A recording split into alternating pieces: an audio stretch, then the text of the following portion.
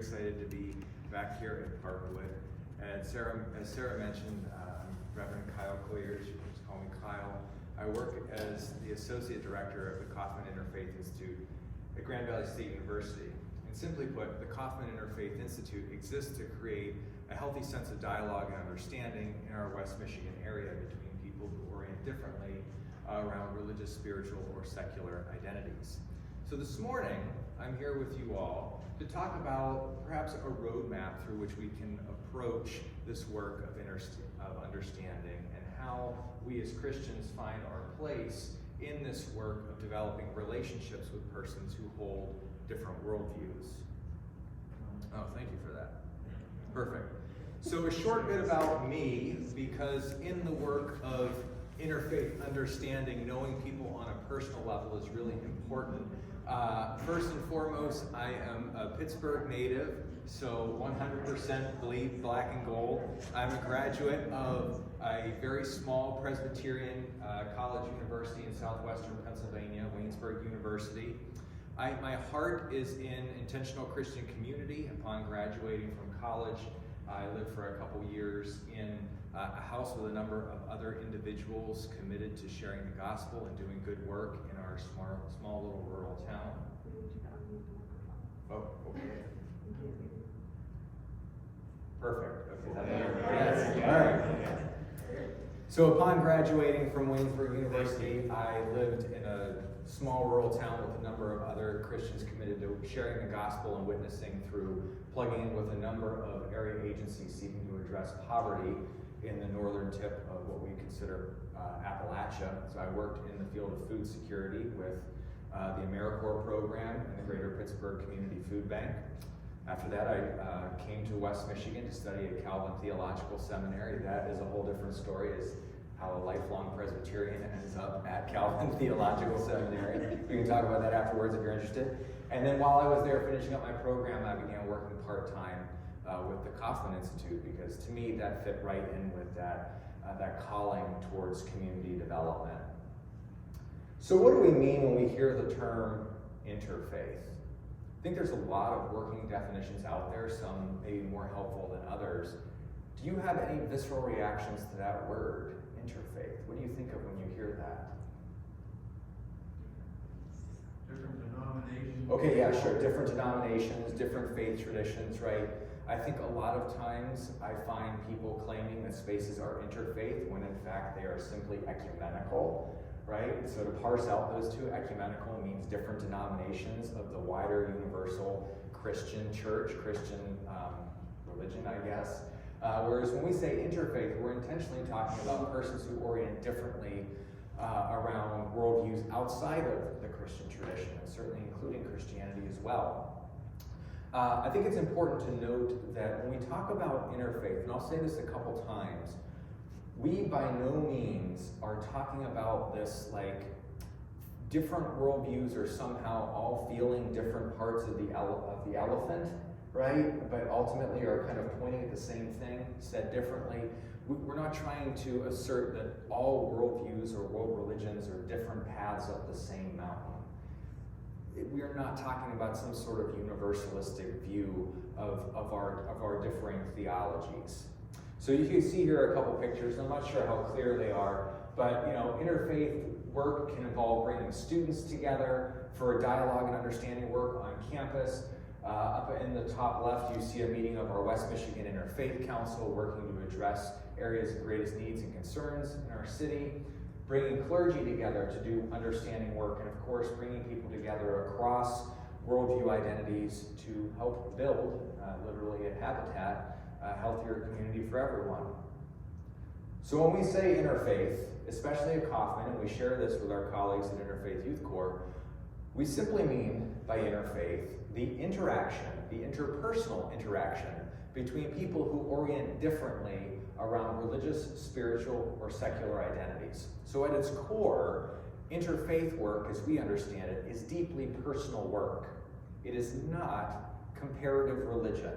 And again, I think this is where a lot of people sort of have cemented in their brains perhaps an antiquated view of the work, where this is an academic space where you have person A from Hinduism conversing with person B from Judaism about the theological parameters around death, what happens when you die, right? That is comparative religion. What does tradition A say about subject X? What does tradition B say about the same subject? That's not necessarily what we do. While it's a part of it, at the core, we're looking at how we as individuals are shaped by the views we hold. So for me as a Christian who holds a belief in the resurrection, how does that impact the way I live, work, play, pray, etc. in West Michigan? And for my colleagues in the Hindu tradition, for instance, how does perhaps their view of reincarnation impact how they live, work, meditate, and play in the West Michigan community? If you haven't seen this TED Talk, it's been out for a while. I apologize, the image is a little bit blurred there. I encourage you to check it out. This is Chimamanda Adichie, who is a Nigerian writer, and she has an excellent talk about the danger of the single story. And essentially what she says in this TED Talk is if you keep hearing the same thing over and over and over again about the same group of people, you then begin to internalize, well, that's simply what they are, right? So if we only think of persons in hijabs or turbans as terrorists, and that is reinforced over and over and over and over again, various ways, we begin to internalize that everybody that we think and perceive to be Muslim then must pose a threat to us. She has an interesting aside in this where she talks about how even as a young girl in Nigeria, all of the stories that she was reading were about white families, right? Sort of classical Western literature. And then as she began to write, she realized that all of her characters were also white and European. Again, because she began to internalize that single story. So I want you to think, can you point to a time in your life when somebody viewed you through a single story? How did you respond?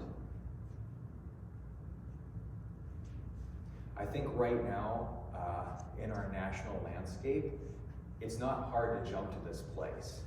You know, when I started my interfaith work, I think a large part of my driver for the urgency of the work was to dispel the single stories around Islam, right? Around my dear friends and colleagues in the Muslim community.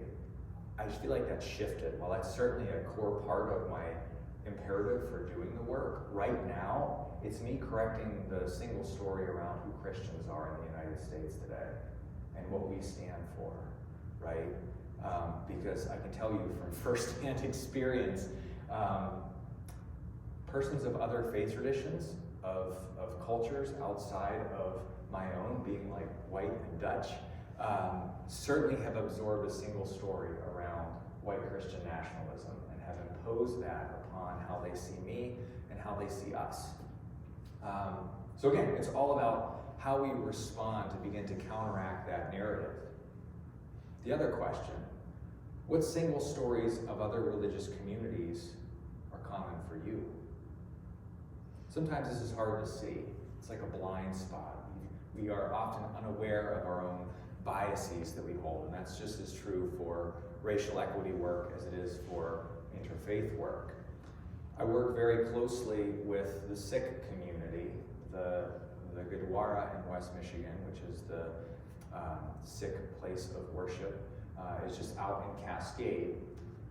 Perhaps you have seen Sikhs in the community. Sikh men are often recognizable, and by Sikh I'm referring to the Sikh community, S-I-K-H.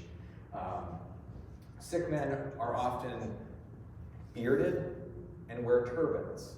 Both of these are very prescriptive per their tradition. They hold significance.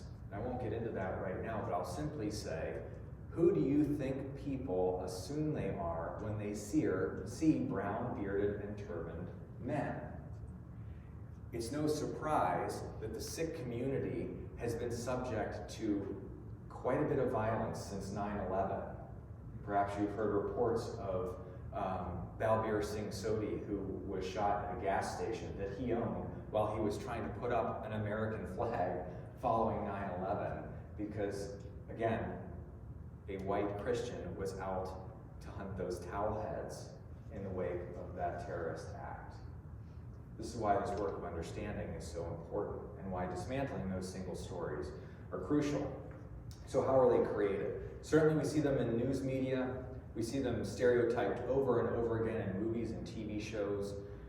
Disney has been notorious for this. If you have not had the opportunity to go to the Arab American Museum in Dearborn, it's well worth the trip. They have a whole wall where they show problematic depictions of persons in the Arab community in media broadly, and it is shocking to see how many you recognize from Disney animated features. Information distributed about a tradition by a people outside of it, and we'll return to that in a moment. And then basing knowledge of an entire tradition based upon an interaction with one person of that tradition. So I often say to folks, to this single story piece, how would you feel if a person's only framework for understanding you was based upon what they saw in the news about the Westboro Baptist community, right? Oftentimes, we see one story about a person from the Islamic tradition, the Hindu tradition, the Sikh tradition, whatever it might be, and we superimpose that upon the whole. Whereas we here in West Michigan, the Christian community, who are by far in the majority, have the ability to say, well, that was a lone actor, right? That was clearly somebody with a mental health crisis. We can distance ourselves from, again, white Christian gunmen who go into different spaces and commit these atrocious acts of violence. Other communities aren't afforded that. So again, these reinforce stereotypes, biases, assumptions, and fear. So how do we begin to challenge these single stories? I'm going to say that ultimately this happens through relationship. I shared this video with Pastor Sarah a while back, and I want to share it with you all this morning. This is actually created by Starbucks, which is really weird, but what you're going to see is a church that is coming to grips with a new mosque in town. Not only is this mosque new in town, it's literally going in right across the street. So let's take a look.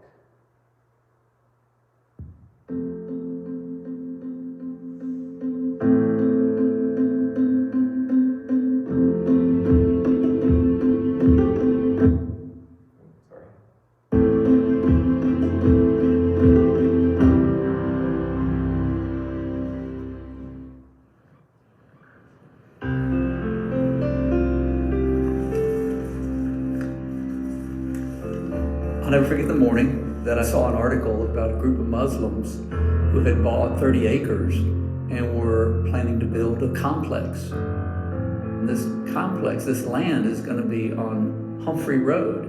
When I saw that, my stomach kind of tightened up. They were going to be right across the street from us. My mind was just reeling, and I felt that ignorance and that fear. So I prayed. I said, well, what are we supposed to do? The idea of Memphis Islamic Center started because we felt we needed a family life center, a place for people to pray and play, to socialize, and have a sense of community. It is a difficult time for Muslims in America. We did not expect to be welcome. We thought we have to work hard. Stand before God. They were a long way from building anything on the land. I don't know how to reach out to these people at all. Don't know any of these folks. So I thought, well, let's put up a banner. And one day we were driving by and we see a banner. And that banner says, Heart Song Church welcomes the Memphis Islamic Center to the neighborhood.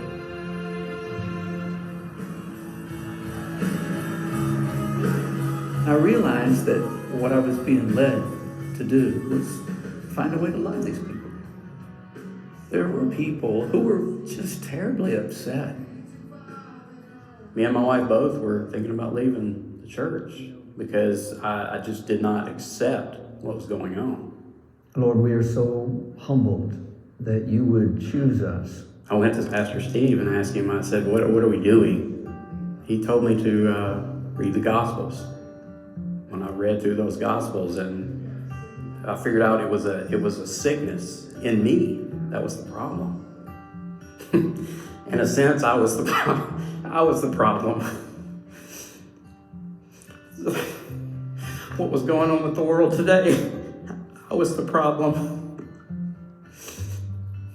And then we started building. The month of fasting, the month of Ramadan, was supposed to be our grand opening day where we start praying here, and it was clear that we were not going to have our hall ready. We got a call, and Bashar said, we just wondered if we could use your building for our prayers. In case we don't get our permit in time. We may use it for a few nights, and I'm praying we don't have to.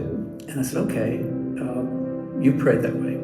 I'm going to pray that you have to come in, at least for a few days. Because I just think it would be great for our people. It would be great for your people. Instead of using the room for a few nights, we ended up spending the entire month of Ramadan at Heartsong Church. Ramadan brought us much closer. People started knowing each other on a personal level.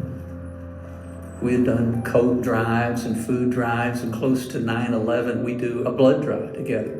One year it'll be at Heartsong, the other year it'll be at MIC. So Muslims and Christians are giving blood together. We decided to do a combined Thanksgiving dinner. Every spring we get together, and Heartsong folks will come over here and we'll have the spring picnic. It became a movement.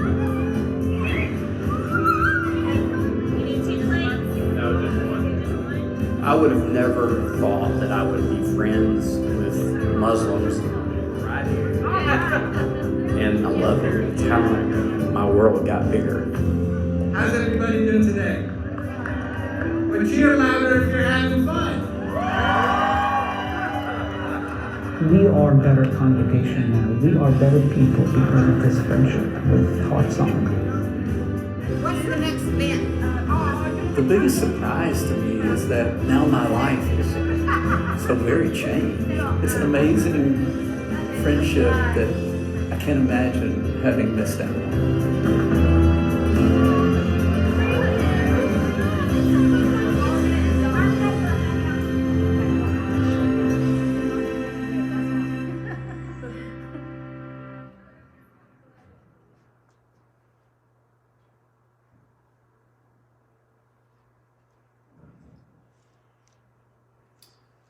What did you all notice? What are some things that stood out to you from this story? Well, the first, Yes. I was just going to say, the first thing, Kyle, was that classic, what is the other like, and what do I need to hear about them? Mm-hmm. And that's the starting point. You know, I think that word fear is a good one. Well, it's not good, but it's good to recognize. And then I feel like that's a big driver for us as people, but certainly within the Christian community.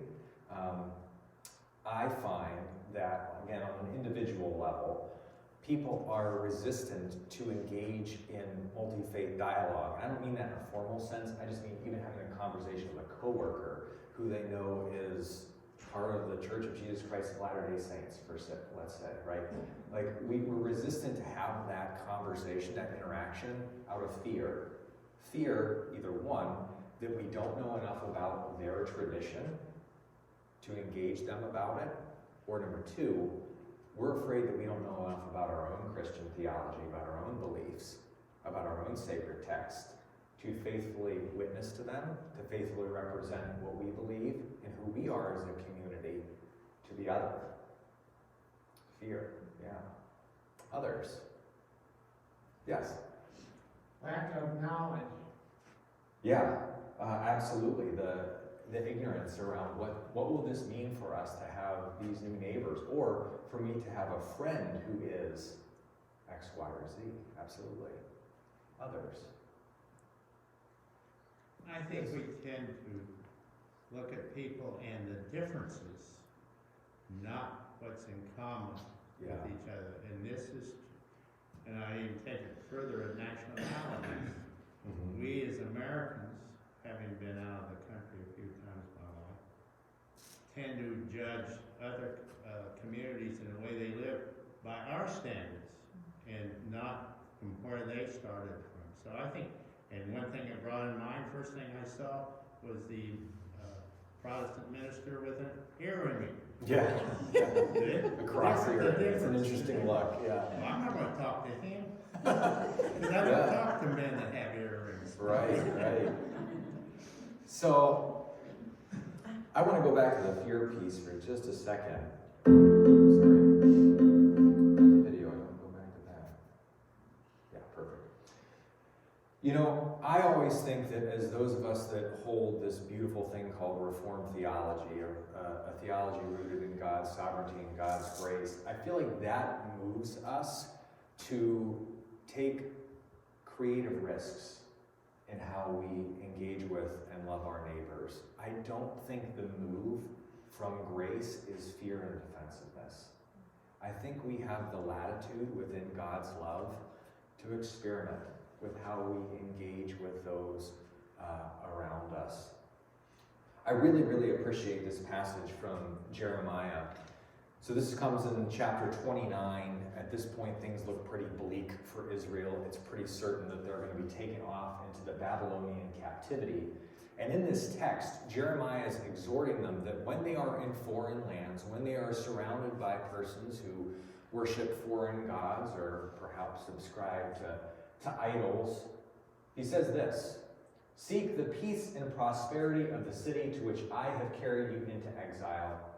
Pray to the Lord for it, because if it prospers, you too will prosper."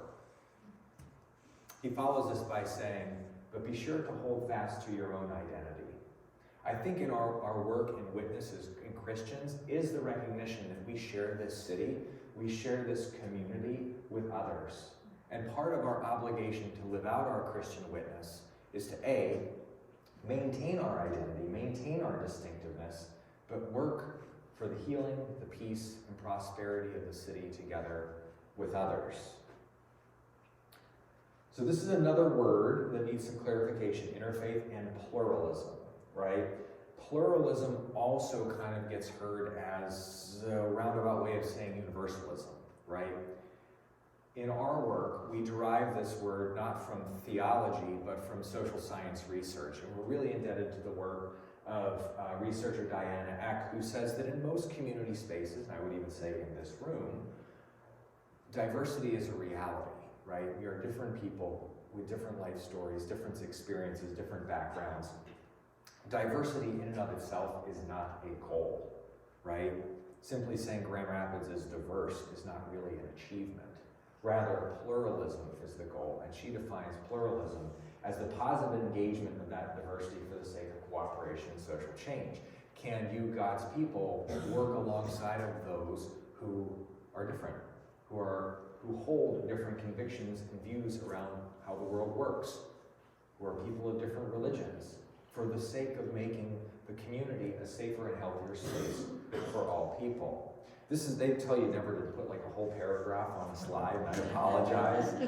This is Father John Courtney Murray's definition of pluralism. And I simply put it there because this line, 2 lines here. Pluralism therefore implies disagreement and dissension within the community, but it also implies a community within which there must be agreement and consensus.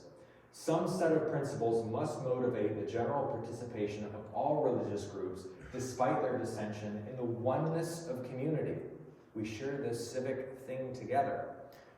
These common principles must not hinder the maintenance by each group of its own different identity. So when we are encouraging congregations to work together, to come together for understanding, at no point are we saying you have to water down your Christianity. At no point are we saying you have to water down your Judaism. We are not reducing this simply to the things that we can all agree on, right? The things that, we all have some version of the golden rule, let's sit around and talk about that. No. we can engage in our differences even while saying there are things that we can very much work together on, again, to improve our community and the lives of people within it. I ranted about wells. Yes. So in the ancient Near East, wells are a significant thing, and certainly throughout the Hebrew scriptures, thinking specifically of the book of Genesis, they're very, very significant markers, places of meeting. They're causes of contention. Wars are fought over access to water. They're landmarks. They're a central point of cooperation. They're hiding places. They act as metaphors, right? I want to say that wells are also the oldest social network. In the Genesis 29 passage, this is where Jacob meets Rachel. Wells were the original Tinder of their day. There's an interesting little aside. It says that, you see these sort of big stones that sat over top of the wells. As Jacob comes, he hears this murmur from the other shepherds that they have to, in fact, wait until all the other shepherds are gathered to move this giant stone to access the well. There's kind of two ways to think about it. Either this was common courtesy, right? It was culturally appropriate to wait for all the shepherds that you knew were in the region to be there to get the well together, so there was a sense of equality or equity. Or perhaps this stone was simply so large, no one shepherd could move it by themselves, and therefore needed the wider community to make that lift. And I love that imagery, because I think that we have some pretty big stones in our community that need moving. Thinking specifically of things like racial injustice, for instance, right? These stones are massive, and we simply cannot move them by ourselves. We need everybody around this thing to access the life, the richness, the resources that are below that. And these wells are everywhere, right? So where might we find these? I invite you to consider, where are those points at which you find yourself in connection with persons who share a different identity, persons who see the world differently? That could be religious, could be ideological, could be social, could be political. And where are those places where, in fact, we might work together? Again, the images are kind of dark here, but we have interfaith spaces that simply revolve around cooking, sharing recipes, making food together, and understanding the ingredients that have a cultural significance to our families and background. We have knitting groups, people who religiously crochet, and that becomes the bridge between different worldviews. And so, I can't remember the exact school, but for one of the schools in the Grand Rapids area, we have this interfaith group of knitters that every winter makes gloves, hats, and scarves to deliver to kiddos who otherwise might go without. Again, working together to build a house for folks in our community. You see our interfaith art group that meets at the Grand Rapids Art Museum to paint together as a way of building bridges. Our youth interfaith service day camp, bringing middle schoolers and high schoolers together, again, for the sake of engaging some of the biggest issues of our city. Housing, for instance, food security, racial equity, as we've already talked about. The list goes on, coming alongside of the refugee community in our city to make sure that they have the supports and resources that they need. What I love about these spaces, and what I would encourage you to think about, is that often the first move in the conversation isn't, well, I'm Christian and you're Buddhist, and I really don't know much about Buddhism other than like meditation maybe, right? I'm saying, as you so eloquently stated, we have points of connection that go beyond simply our theological differences. It could be things like knitting, it could be things like cooking, right? Finding those places where we have the intersections. So where do we begin? I'm going to say it all starts with the conversation. I want to give you guys just some simple tools for how to have a human conversation with somebody with whom you know you have disagreement. So it begins, again, with a commitment to uphold our identity, not to water down who we are. It's not thin dialogue focusing on only the points on which we could agree, but thick dialogue, right? It's a commitment to pursue knowledge, to increase our attitudes towards our neighbor, and ultimately build relationships. So certainly we have some challenges in this work. Tokenization is one that we even face in the interfaith community, where you only have one person from a given faith tradition on a panel with other one persons representing their faith traditions. The problem with that is that you only see that one person's perspective, right? It brushes aside or ignores intra-faith disagreement, right? So, again, I think we don't have to spend too much time to imagine somebody within the Christian community that we would not want representing us on a panel, right? The same is true for other traditions as well. Creating space where we can have conversations around problematic portions of religious traditions. This is an important statement.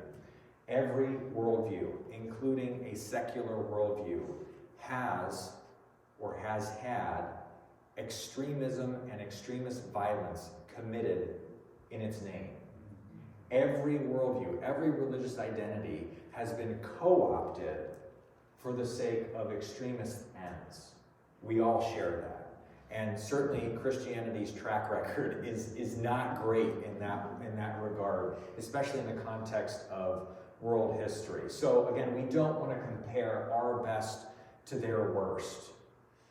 We want to focus on the individual experience, the I statements, and we want to leave room for what we call holy envy, the opportunity to see in somebody else, in somebody else's practices or beliefs, something that we sincerely admire, something that we might be challenged by.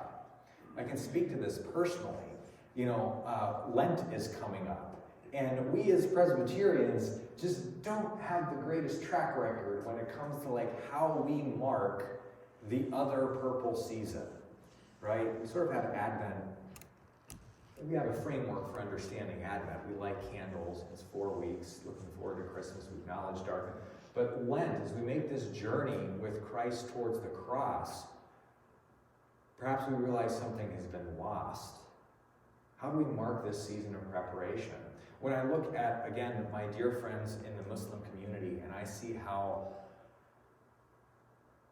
their fast, the fasting that they do during Ramadan, inclines their hearts to God, I'm profoundly challenged by that. I don't have a season like that, and if I did, it surely would have to be Lent, where my whole world is disrupted, that my attention might be focused on what God is doing around me. That has been incredibly challenging to me, to see people who, for the course of an entire month, go from sunup to sundown, not only without food, but without water, and are still working, are still parenting, are still doing the adulting that I have to do every day, and are relying upon the sustenance of their faith to carry them through that, the sustenance of their faith to teach them something new. What do I have that does that for me? Again, this is personal work, so simply asking storied questions. Things like name, what's your family like? What do you hope for? What do you love to do in your spare time? What are some of your memories of home or childhood? Where do you hope to travel in your lifetime? We can't be afraid to make mistakes. We will, right? One sure thing about multi-faith dialogue is that we will all at one point stick our foot in our mouth. And that's okay. We commit ourselves to learn and to do better, to own our intentions and the impact that they have. And that's a big one, right? Because for myself, I intend to do a lot of good in the community. But sometimes the way that comes off can be hurtful. It can be unintentionally exclusionary. And to simply learn how to apologize. Again, we are people bound in grace. So even as we offend in the moment, offend out of ignorance, we ultimately understand that we can't apologize. The one piece of that video that we watched together that I absolutely loved, and that I hope everybody in the United States sees, is the parishioner who looks a lot like me, white, Christian, presumably cis male, saying, I realized I was the problem. I don't think the church is doing enough of that these days, where we live into the work of confession, of acknowledging what we have done and not distancing ourselves from it. Well, they're a different kind of Christian. We're Presbyterian, they're whatever, fill in the blank, right? But rather owning that and saying this is unacceptable and this is how we can work together to combat it. Creating spaces that aren't just safe but are in fact brave, and we distinguish those. Safe space has a lot of baggage around it, but essentially I'll just say this.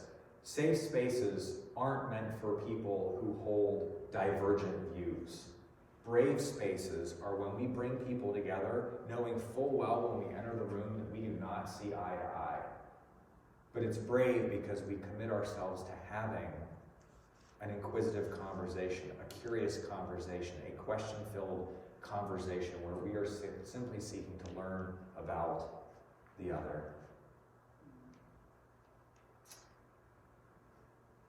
So as we do this work, we recognize that in every interaction we have, we're living into that sixth great end of the church that we hold as Presbyterians, the exhibition of the kingdom of God to the world. And there's a lot that can be said about interfaith engagement and evangelism, interfaith engagement and Christian witness. At the end of the day, people are in a lot of pain.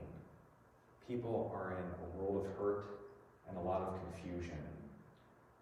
And from my time at the Kaufman Institute, learning about other people's journeys, listening to that trauma, unfortunately, a lot of it has occurred at the hands of the church.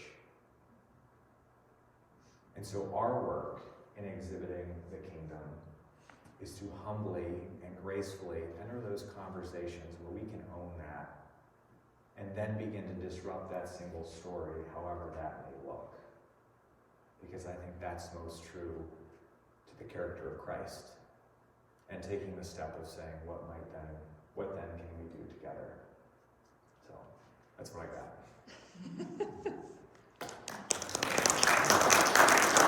As a quick shameless plug, we don't have the event info up yet, but we are currently, I heard during the service that you all work with World Renew, or have supported the work of World Renew at one point. World Renew is closely related to Resident. I can't keep track of how the mission agencies of the Christian Reformed Church brand themselves. It changes quite frequently. But whatever it is called now, we are working with them. The Christian Reformed Church, Office of Social Justice, the Reformed Church in America, and Shoulder to Shoulder to offer in mid-March a Faith Over Fear training at Kuiper College.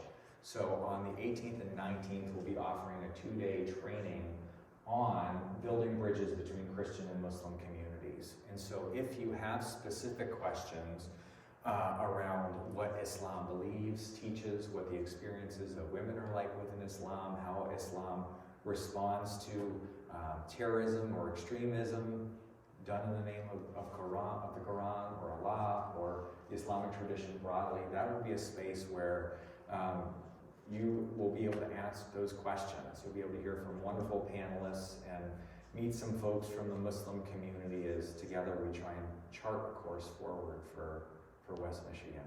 So I encourage you to check that out. That information will be on our website, hopefully by Thursday of this week. So, and I'll send that to Reverend Sarah as well, so she can share that with you if you'd be interested in attending. Awesome. Questions? Happy to. Yes?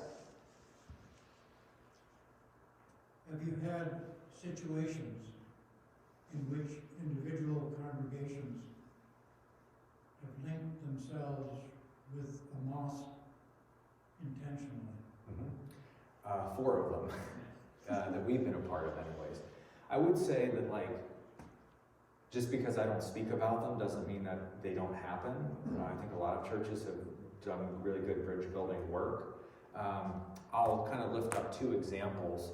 The first of which is a partnership that exists between Westminster Presbyterian Church, Trinity Lutheran Church, Masjid At-Tawhid, which is the largest mosque in Grand Rapids. It's located on East Paris, and Temple Emmanuel, which is the Reformed Jewish synagogue on Fulton. Those four congregations, being very large, kind of share a sort of institutional culture, I guess. So we have kind of brought them together and resourced a lot of work that they have done. So the picture of the interfaith clergy group that went to Jerusalem that you saw earlier, those are actually the clergy of those four congregations that took a travel trip together. They have done dinners with one another. They have done iftars together. Iftars are the meals that break the fast during Ramadan after sundown. They have done interfaith seders together at the synagogue. I think one story worth sharing is the relationship between Boston Square Christian Reformed Church and the Burton Islamic Center. Burton Islamic Center is on Burton in Kalamazoo. It's like right on that corner. These are two congregations who don't have a lot of parking, and since their meeting times, Friday Juma prayers and Sunday morning worship occur obviously on different days, their relationship began rather pragmatically sharing parking. And it slowly grew to them doing visits with one another, where Boston Square Christian Reformed Church would bring like 50-some people over to the mosque to observe prayers, to have pizza and baklava, which was a weird combo, but it worked.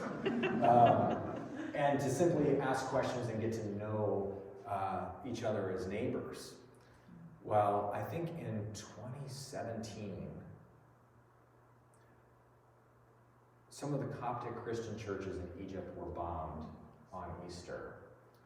And as a sign of solidarity with the Christian community, the Imam and the board of the Islamic Center organized a visit to Boston Square Christian Reformed Church on Easter Sunday. And so the entire mosque showed up to the church on Easter Sunday to simply sit in the back in solidarity with them as a sign that the violence that had occurred in Egypt was unacceptable. And not only did they show up to this congregation on their most significant day, they actually reached out to Pastor Jay Blankenspore and asked if their board could purchase all of the lilies for their Easter service. So the flowers in the sanctuary were brought to them by the Muslims right around the corner. So to answer your question, it is happening. It's happening in small ways. And I think the more we can do that work, the better. Kind of taking a step back, you know, the hostage situation outside of Dallas, Texas, about 2 weeks ago illumines that it's not just the Muslim community that needs solidarity and support.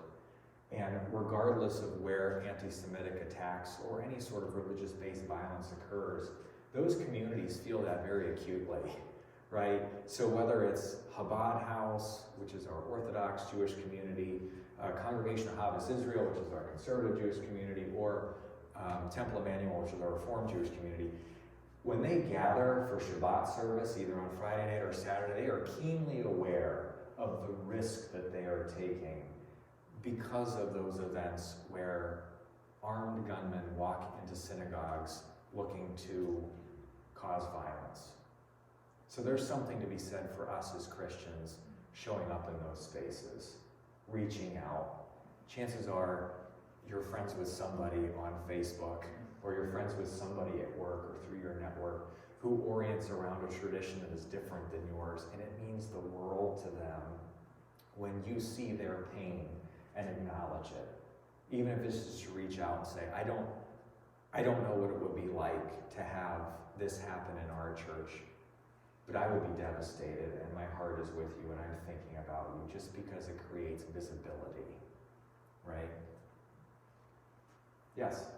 Kyle, you've spoken a lot, understandable, about the greater Grand Rapids area, the opportunities Sure. for interfaith dialogue connection.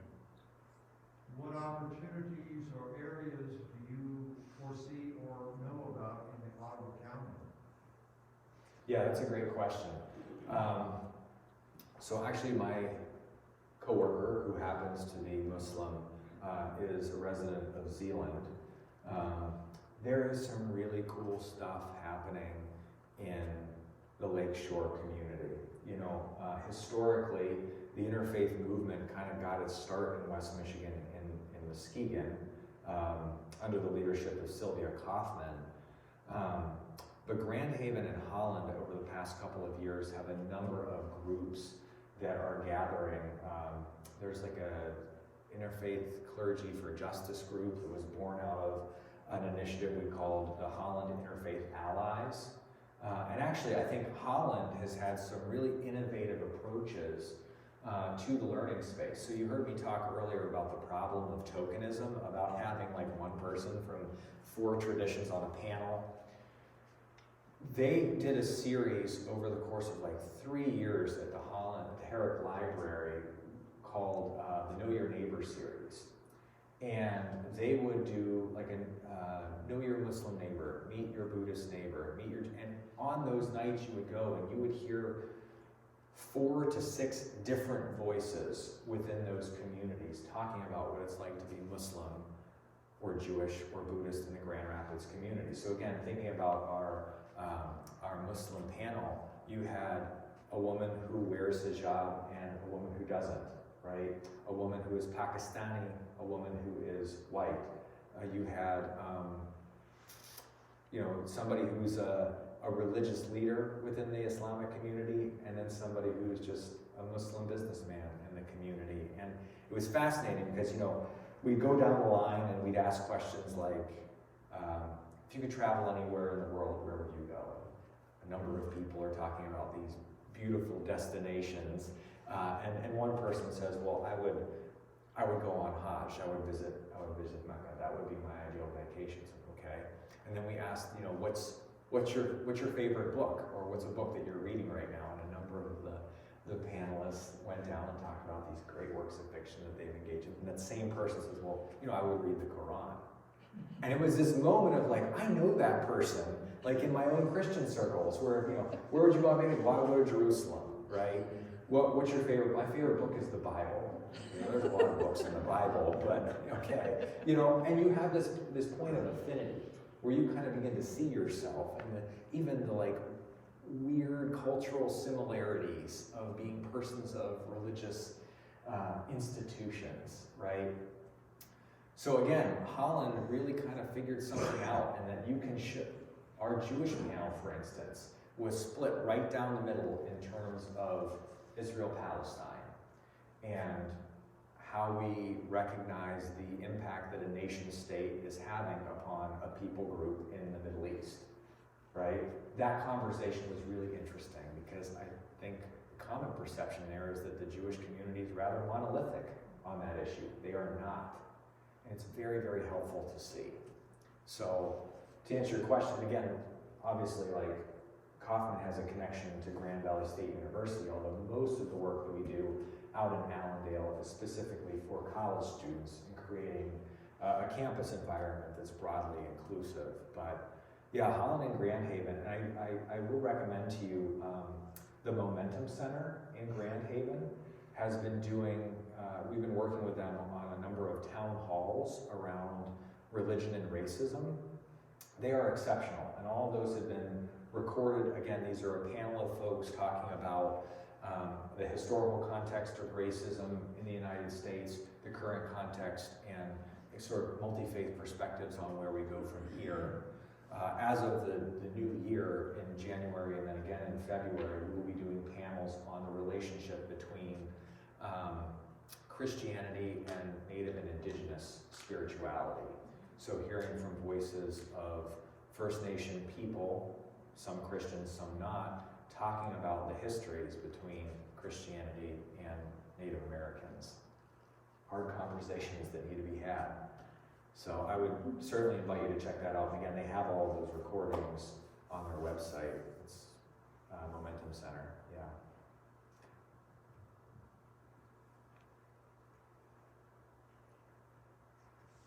Great. Well, thank you so much for, yeah. And again, if you're interested in checking out anything we have upcoming, interfaithunderstanding.org.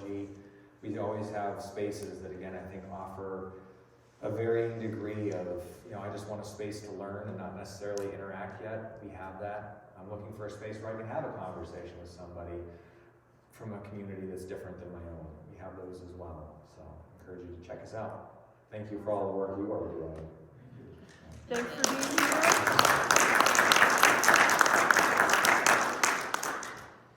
And I will put that link in the Parkwood Press this coming week, so you all will have it. Go in peace. Thanks for sticking around.